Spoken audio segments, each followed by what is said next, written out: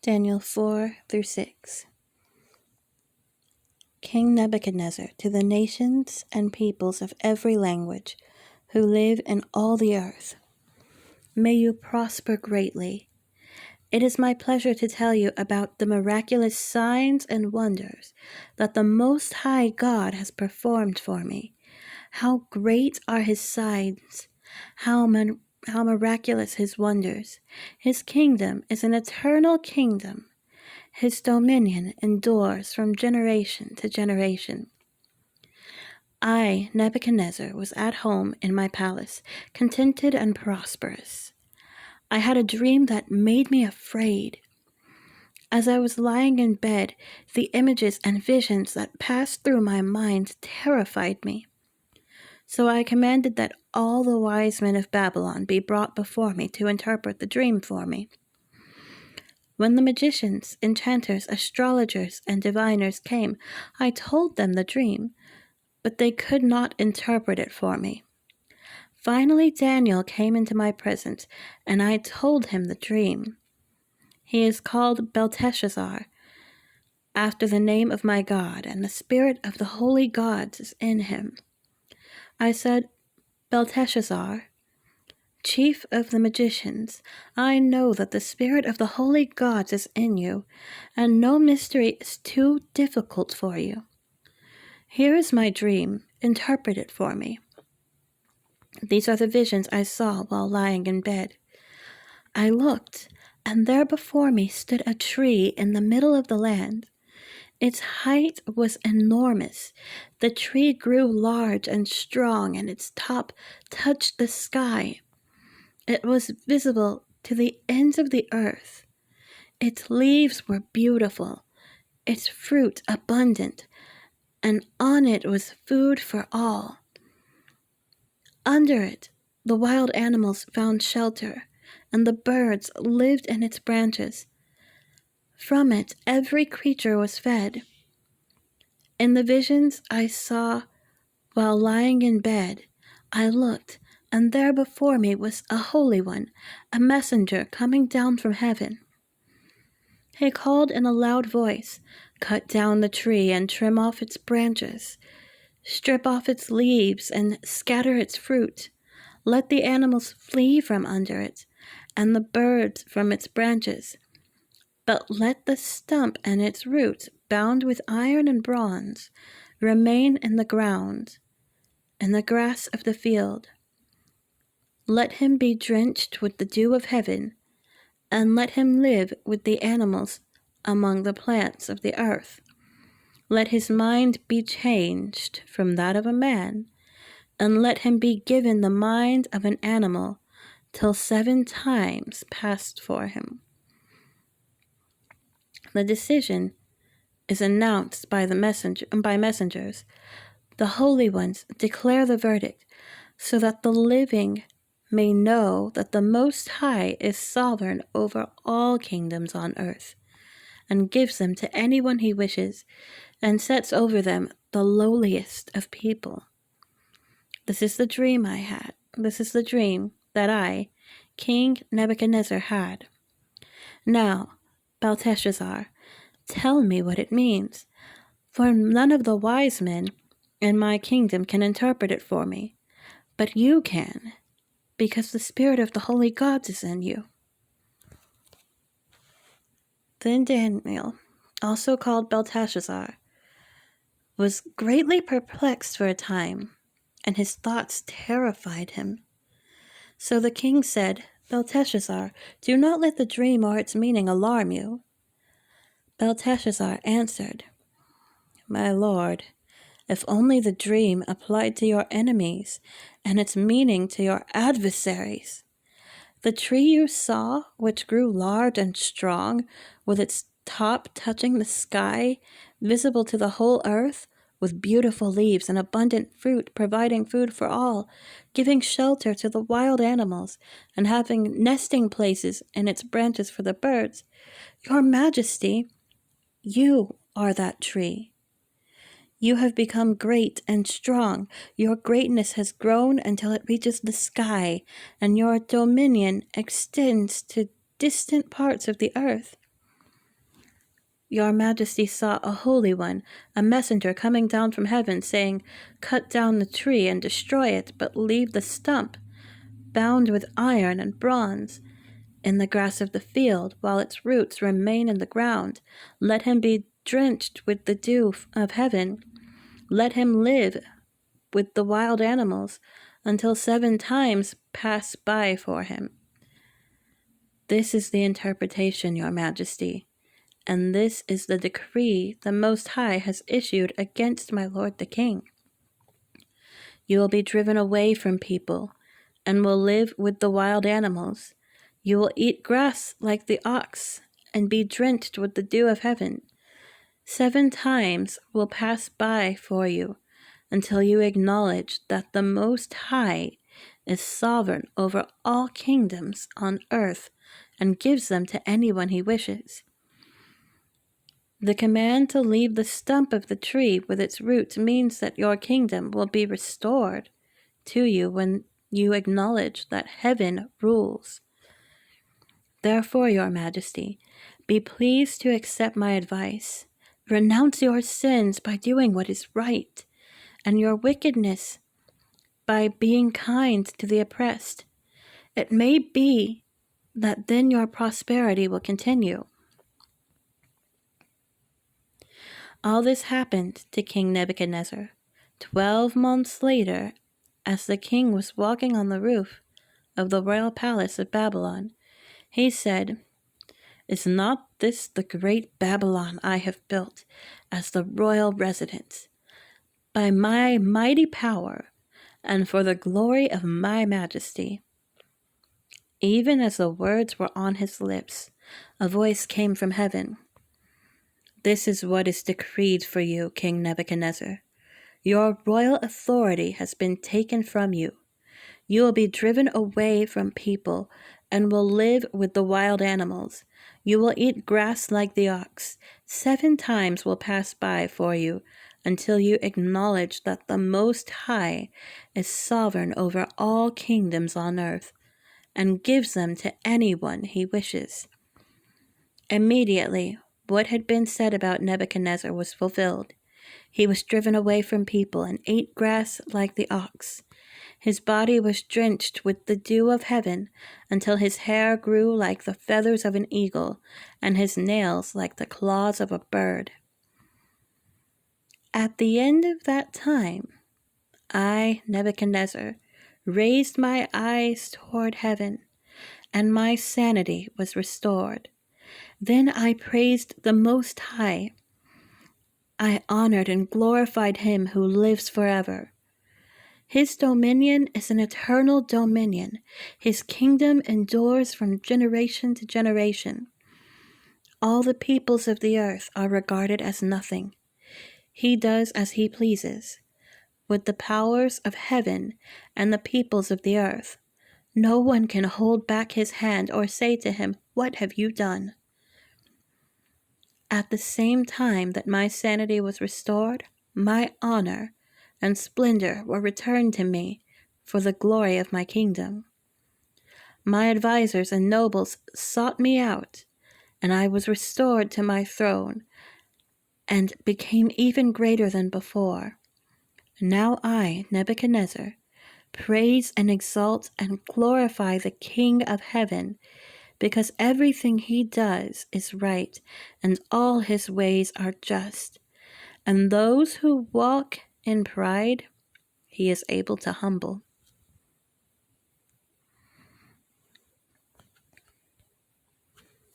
Daniel 5. King Belshazzar gave a great banquet for 1,000 of his nobles and drank wine with them. While Belshazzar was drinking his wine, he gave orders to bring in the gold and silver goblets that Nebuchadnezzar his father had taken from the temple in Jerusalem, so that the king and his nobles, his wives, and his concubines might drink from them. So they brought in the gold goblets that had been taken from the temple of God in Jerusalem, and the king and his nobles and his wives and his concubines drank from them. As they drank the wine, they praised the gods of gold and silver, of bronze, iron, wood, and stone. Suddenly, the fingers of a human hand appeared and wrote on the plaster of the wall near the lampstand in the royal palace. The king watched the hand as it wrote. His face turned pale, and he was so frightened that his legs became weak and his knees were knocking. The king summoned the enchanters, astrologers, and diviners. Then he said to these wise men of Babylon, "Whoever reads this writing and tells me what it means will be clothed in purple and have a gold chain placed around his neck, and he will be made the third highest ruler in the kingdom." Then all the king's wise men came in, but they could not read the writing or tell the king what it meant. So King Belshazzar became even more terrified, and his face grew more pale. His nobles were baffled. The queen, hearing the voices of the king and his nobles, came into the banquet hall. "May the king live forever," she said. "Don't be alarmed. Don't look so pale. There is a man in your kingdom who has the spirit of the holy gods in him. In the time of your father, he was found to have insight and intelligence and wisdom like that of the gods. Your father, King Nebuchadnezzar, appointed him chief of the magicians and enchanters, astrologers, and diviners. He did this because Daniel, whom the king called Belteshazzar, was found to have a keen mind and knowledge and understanding, and also the ability to interpret dreams, explain riddles, and solve difficult problems. Call for Daniel, and he will tell you what the writing means." So Daniel was brought before the king, and the king said to him, "Are you Daniel, one of the exiles my father the king brought from Judah? I have heard that the spirit of the gods is in you, and that you have insight, intelligence, and outstanding wisdom. The wise men and enchanters were brought before me to read this writing and tell me what it means, but they could not explain it. Now I have heard that you are able to give interpretations and to solve difficult problems. If you can read this writing and tell me what it means, you will be clothed in purple and have a gold chain placed around your neck, and you will be made the third highest ruler in the kingdom." Then Daniel answered the king, "You may keep your gifts for yourself and give your rewards to someone else. Nevertheless, I will read the writing for the king and tell him what it means. Your Majesty, the Most High God gave your father Nebuchadnezzar sovereignty and greatness and glory and splendor. Because of the high position he gave him, all the nations and peoples of every language dreaded and feared him. Those the king wanted to put to death, he put to death. Those he wanted to spare, he spared. Those he wanted to promote, he promoted, and those he wanted to humble, he humbled. But when his heart became arrogant and hardened with pride, he was deposed from his royal throne and stripped of his authority. He was driven away from people and given the mind of an animal. He lived with the wild donkeys and ate grass like an ox. And his body was drenched with the dew of heaven until he acknowledged that the Most High God is sovereign over all kingdoms on earth and sets over them anyone he wishes. But you, Belshazzar, his son, have not humbled yourself, though you knew all this. Instead, you have set yourself up against the Lord of heaven. You had the goblets from his temple brought to you, and you and your nobles, your wives and your concubines, drank wine from them. You praised the gods of silver and gold, of bronze, iron, wood, and stone, which cannot see or hear or understand. But you did not honor the God who holds in his hand your life and all your ways. Therefore he sent the hand that wrote the inscription. This is the inscription that was written: Mene, mene, tekel, parsin. Here is what these words mean. Mene, God has numbered the days of your reign and brought it to an end. Tekel, you have been weighed on the scales and found wanting. Peres, your kingdom is divided and given to the Medes and the Persians. Then at Belshazzar's command, Daniel was clothed in purple. A gold chain was placed around his neck, and he was proclaimed the third highest ruler in the kingdom. That very night, Belshazzar, king of the Babylonians, was slain, and Darius the Mede took over the kingdom at the age of 62.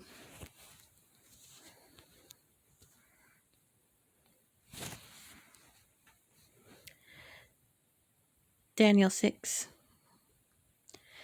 It pleased Darius to appoint 120 satraps to rule throughout the kingdom, with 3 administrators over them, one of whom was Daniel.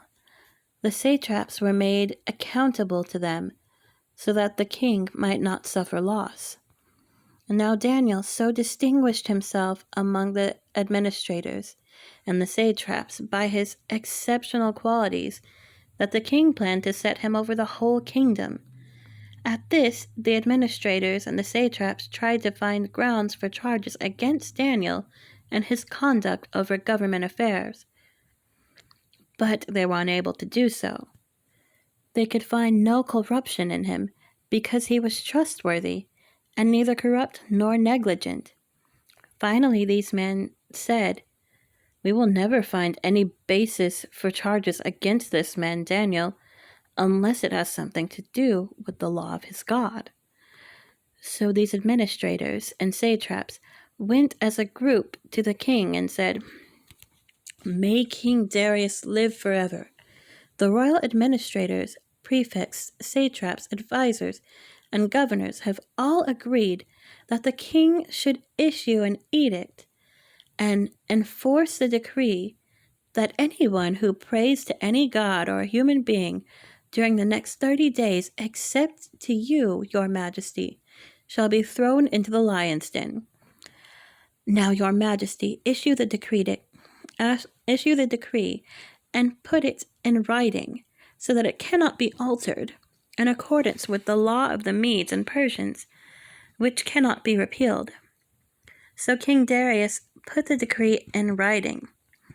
Now when Daniel learned that the decree had been published, he went home to his upstairs room where the windows opened toward Jerusalem. 3 times a day he got down on his knees and prayed, giving thanks to his God, just as he had done before. Then these men went as a group and found Daniel praying and asking God for help. So they went to the king and spoke to him about his royal decree. "Did you not publish a decree that during the next 30 days, anyone who prays to any god or human being except to you, your majesty, would be thrown into the lion's den?" The king answered, "The decree stands, in accordance with the law of the Medes and Persians, which cannot be repealed."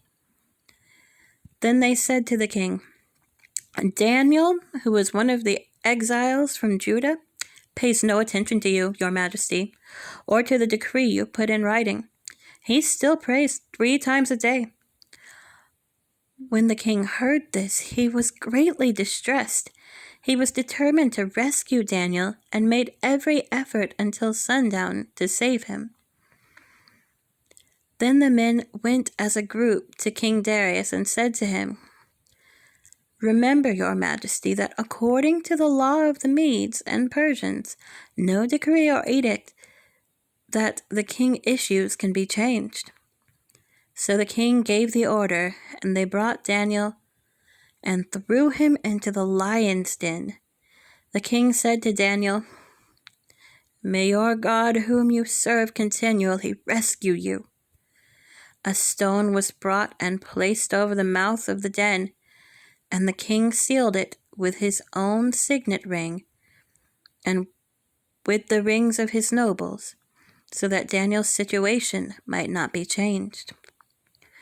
Then the king returned to his palace and spent the night without eating, and without any entertainment being brought to him, and he could not sleep. At the first light of dawn, the king got up and hurried to the lion's den. When he came near the den, he called to Daniel in an anguished voice, "Daniel, servant of the living God, has your God whom you serve continually been able to rescue you from the lions?" Daniel answered, "May the king live forever. My God sent his angel, and he shut the mouths of the lions. They have not hurt me, because I was found innocent in his sight, nor have I ever done any wrong before you, your majesty." The king was overjoyed and gave orders to lift Daniel out of the den. And when Daniel was lifted from the den, no wound was found on him, because he had trusted in his God. At the king's command, the men who had falsely accused Daniel were brought in and thrown into the lion's den along with their wives and children. And before they reached the floor of the den, the lions overpowered them and crushed all their bones. Then King Darius wrote to all the nations and peoples of every language in all the earth, "May you prosper greatly. I issue a decree that in every part of my kingdom people must fear and reverence the God of Daniel, for he is the living God, and he endures forever. His kingdom will not be destroyed. His dominion will never end. He rescues and he saves.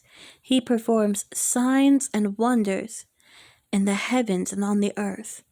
He has rescued Daniel from the power of the lions."